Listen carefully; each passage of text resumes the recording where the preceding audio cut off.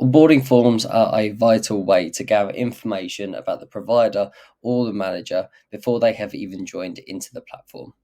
To create a new custom onboarding form, you simply hit Settings on the left hand side and go down to Onboarding Forms. This will show you any that you currently have, but to create a new one, we hit Create in the top right hand corner.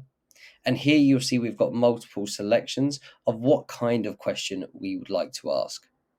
If we are starting with something simple, perhaps trying to find out the user's name, I could choose a text field question, label the question itself. So we'll go simple with what is your name.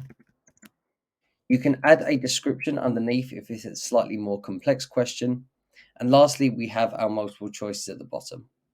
One, is this required? Is it absolutely vital? Second is, do they have multiple lines to answer this? So I may say no.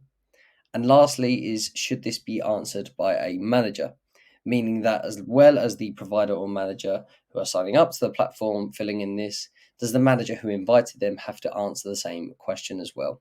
9 times out of 10, this will likely be no. And lastly is, who is this answer actually visible to in the platform? Perhaps you may want everyone, we select all the boxes, or we may want to keep it a bit more private and perhaps have it just as the organization owner and the financial controllers. Once this is one question added on, we simply keep clicking to add in whichever ones we may need. So we may want to discover what a user's hourly rate is, so we can select a money-based question, and once again repeat the process of filling in the descriptions, choosing who this is visible to, etc., and continue to add in these questions, layering them on.